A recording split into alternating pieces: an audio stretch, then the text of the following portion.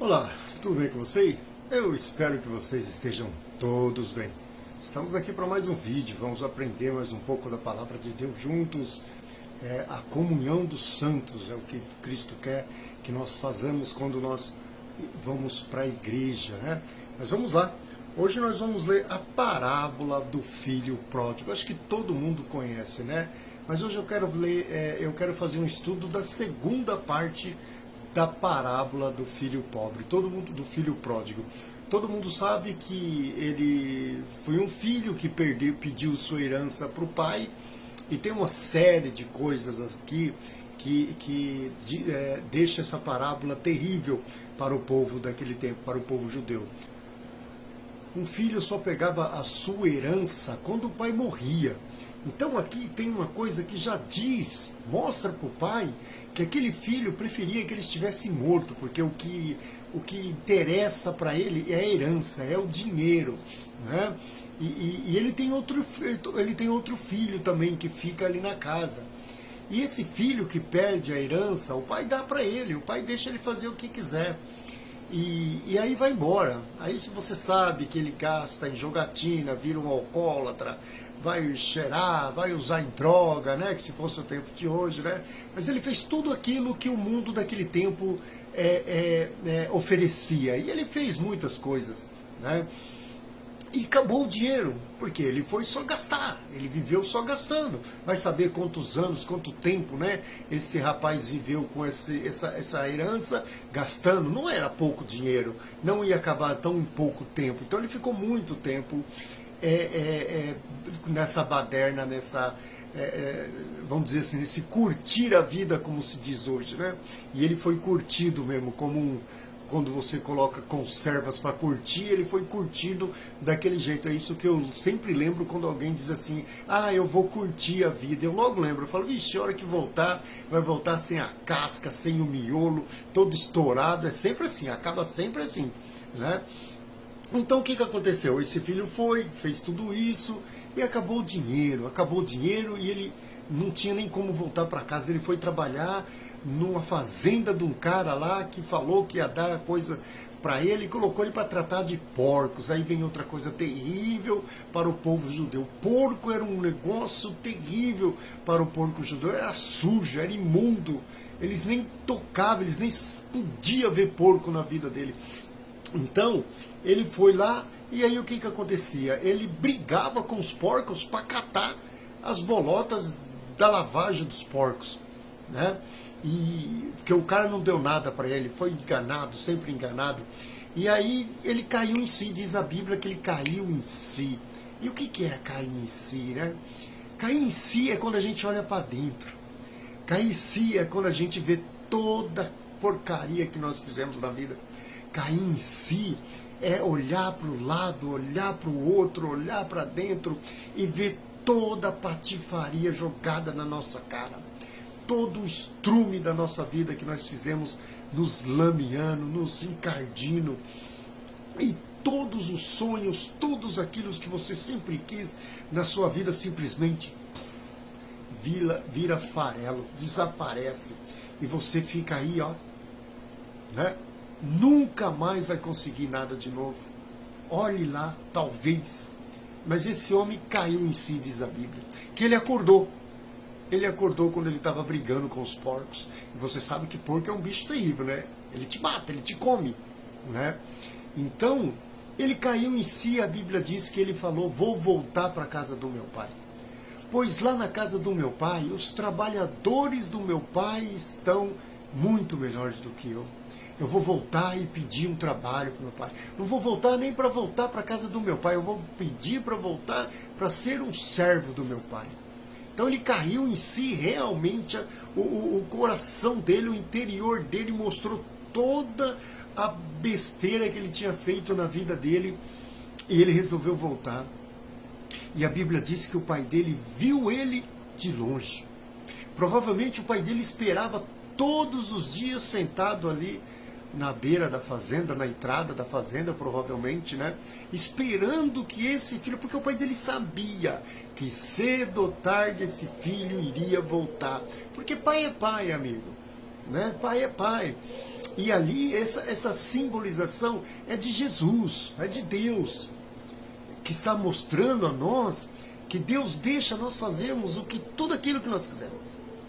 Ele não é um pai brutamonte que nos proíbe, que nos coloca jugo, que nos amarra e que nos coloca no fundo do quintal, preso dentro do quarto lá, para fazer só o que ele quer. Não.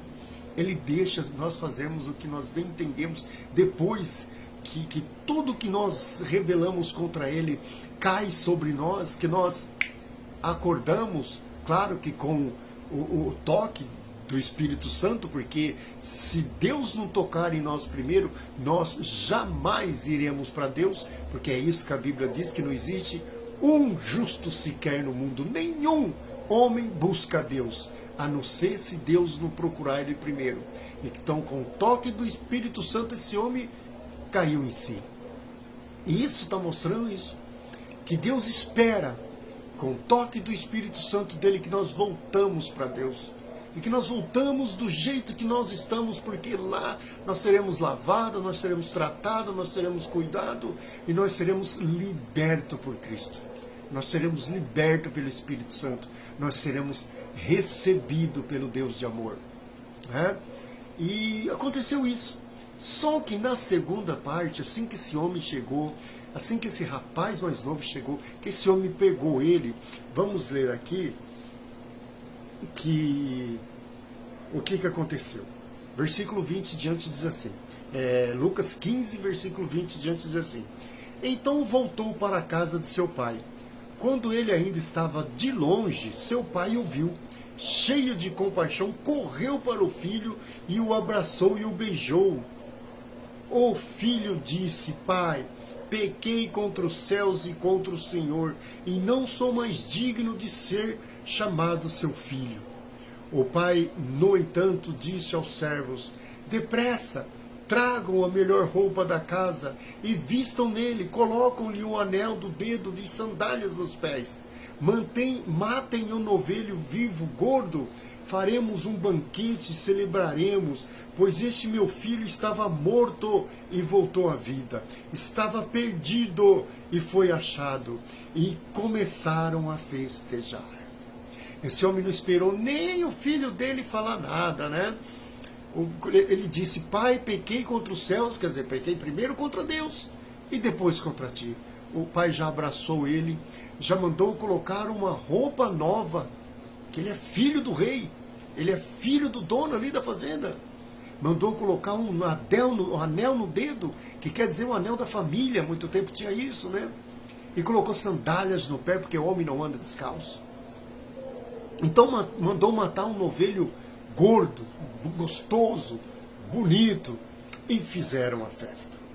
O pai, no entanto, disse aos servos, depois, continuando no versículo 25, enquanto isso, o filho mais velho trabalhava no campo. Na volta para casa, ouviu música e dança, e perguntou a um dos servos o que estava acontecendo. O servo respondeu: seu irmão voltou, e o seu pai matou o novilho mais gordo, pois ele voltou sã e salvo. Aleluia! Era para esse irmão, cantar, louvado seja o nome de Deus, que esse moleque descabeçado voltou para casa, que esse moleque sem juízo não perdeu a sua vida nesse mundo terrível que nós vivemos, cheio de ladrão, cheio de salteadores, cheio de assassinos, mas Deus protegeu ele, mesmo fazendo tanta besteira, mesmo indo curtir a vida. Ele voltou são, ele voltou vivo, não nos pedaços, não num caixão. E eu ainda tenho um irmão. Você pensa que foi isso que ele falou? Veja bem, o irmão mais velho se irou e não quis entrar. Se irou quando ele soube que o irmão dele tinha voltado para casa. Se irou quando soube que estavam comemorando, fazendo uma festa pela volta do filho, porque o pai falou que ele estava morto e ele viveu. Ele estava perdido e foi achado. Esse irmão mais novo teve ira, ele ficou com raiva do irmão e não entrou na festa. E o que continua? O pai saiu e insistiu com o filho. O pai foi ao encontro daquele que não quer entrar na casa. Como Deus vai ao encontro de todos os homens que por sua estupidez, por nossa ignorância, por nossa rebeldia contra Deus, por nossa falta de inteligência, por nossa cegueira espiritual, nós não queremos entrar na igreja, nós não queremos entrar num culto, nós não queremos entrar no céu. Mas o pai foi ao encontro desse filho que não queria aceitar as coisas do pai. E o que diz? Mas o pai insistiu com o filho, mas ele respondeu. Veja bem essa resposta. Todos esses anos tenho trabalhado como escravo para o Senhor e nunca me recusei a obedecer às suas ordens. É o certo fazer? É filho? É dono de tudo? É filho? Tem que fazer? Tem que obedecer? Tem que trabalhar? E o Senhor nunca me deu nem mesmo um cabrito para eu festejar com meus amigos. Será que foi o pai mesmo que não deu? Será que era o pai que estava negando esse bendito cabrito para esse filho não festejar com os amigos dele? Era isso mesmo que acontecia todo esse tempo, que esse filho amargurado trabalhava ali pensando no quê? Ele era escravo, ele se sentia escravo do pai.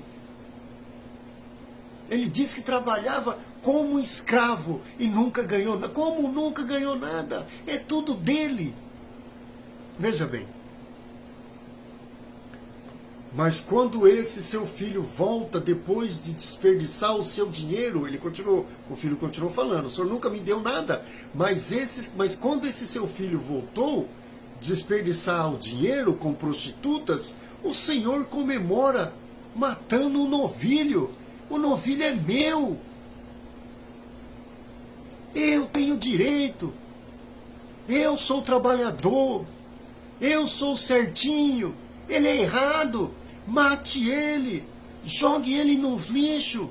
Corta o pescoço dele. Aponta o dedo para ele. Se livre dele. Vai na igreja e fica olhando o que os outros estão fazendo.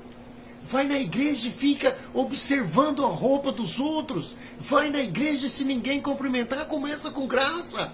É cheio de mimimi. Se o pastor não olhar para ele e dar boa noite, nossa, o pastor não olhou para mim hoje, o pastor olhou para o outro, porque o outro, eu que vou na casa do pastor, eu que oro mais pelo pastor, eu que sou não sei quem, por que ele cumprimentou o outro e não cumprimentou eu?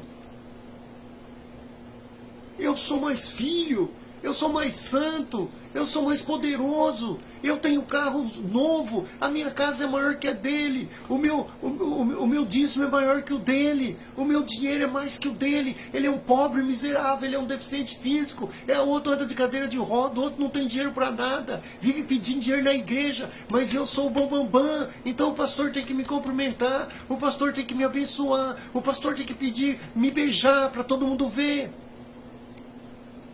Esse era o filho que ficou em casa. Ele queria isso. Ele queria aplausos, porque trabalha para o pai. Ele queria recompensa, porque trabalha para o pai. Ele quer ficar em evidência, porque ele trabalha para o pai. E ele continua. O pai lhe respondeu, meu filho, você está sempre comigo. E tudo que eu tenho é seu.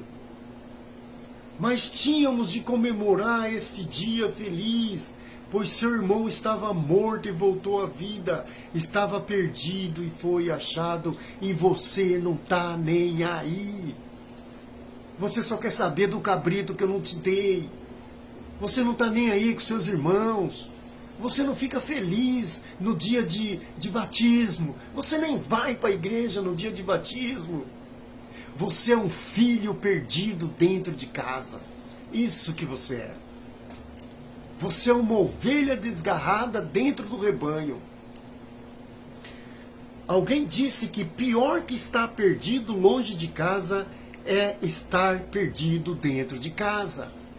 Ou quando ninguém não significa nada para você, quando nenhum familiar significa nada para você, quando ele erra, você gospe na cara dele, quando ele pede perdão, você chuta a cara dele. Você vai na igreja para quê, meu irmão? Você está na igreja há tantos anos para quê, meu irmão? Você não fica feliz com as coisas do Pai. Você não fica feliz quando um perdido é encontrado, quando um morto volta à vida. O que você está fazendo na igreja, meu irmão? Volta para a igreja, vai ler a Bíblia. Pare de querer se aparecer. Você está perdido dentro de casa. Não existe nada pior do que isso, porque você fica achando que você não está perdido. E quando Jesus voltar, você vai ficar. Porque o seu coração está longe das coisas de Deus. Você faz alguma coisa para Deus esperando aplausos. Você faz algumas coisas para Deus com dificuldade no coração. Esperando que, nossa, será que se eu fizer isso eu vou receber aquilo? Tudo que você tem na sua cabeça e no seu coração, quando aparece alguma coisa de Deus para você fazer, você logo pensa em receber de volta. Ser pago.